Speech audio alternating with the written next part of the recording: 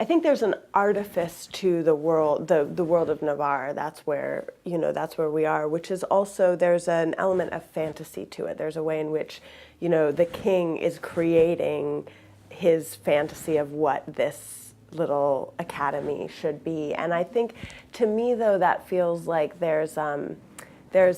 frivolousness to it, but there's also a huge amount of life and beauty to it, and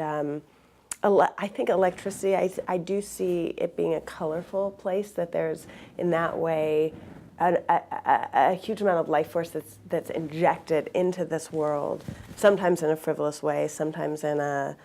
deeper way, but that's the outer shell that is a kind of artifice in a way that is then pierced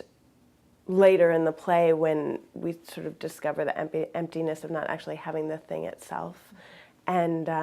also the way in which, as sort of fluffy and light and electric and exuberant, I think the world is, that there is mortality, a sense of mortality that hangs over the play, and we catch a glimpse of it at the beginning when we hear about the sick father of the princess, and then at the end, when we hear about his death, it's like the real world has suddenly just shattered. My goal in theater in general, but certainly in Shakespeare, is always to find a way to really physically embody what is going on. In some ways, I guess you could say, making the psychological physical in a way that takes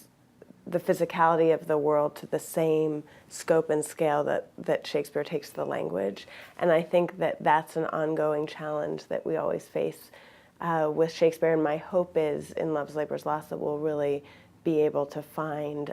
a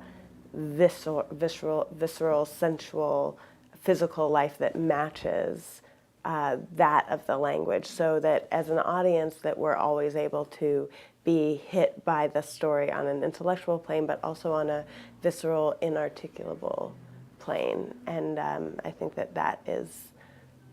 what theater, and I think particularly Shakespeare, actually does better than anyone.